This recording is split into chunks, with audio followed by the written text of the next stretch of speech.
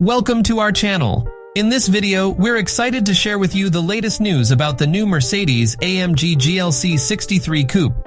This powerful and stylish SUV is making waves in the automotive world, and we're here to give you the inside scoop on what you need to know.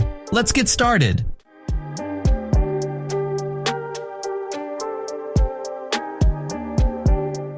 In 2016, a new type of car called the GLC Coupe was added to a German car company's range of models.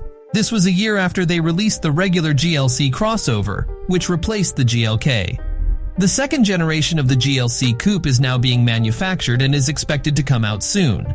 The most powerful version of the car, called the Mercedes AMG GLC 63 Coupe, is already being tested and has been seen by photographers. The car will look like other new AMG cars from the German brand. One of the most noticeable features of the GLC Coupe will be its radiator grille with vertical crossbars, which is used on all of the company's most powerful models. The car will also have a new bumper with bigger air intakes, new thresholds, and a nameplate with the car's name on the side. The back of the car will have 4 exhaust pipes and may also have a spoiler on the trunk lid. The car will also have unique wheels. The car will have significant changes under the hood. Instead of a powerful V8 engine, it will have a smaller 4-cylinder engine that is turbocharged. To make up for the loss of power, the car will have a hybrid system with an electric motor that can produce a total of 671 horsepower and 1020 Newton-meters of torque.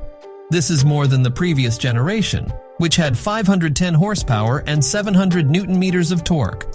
The car is expected to be released in the next few months.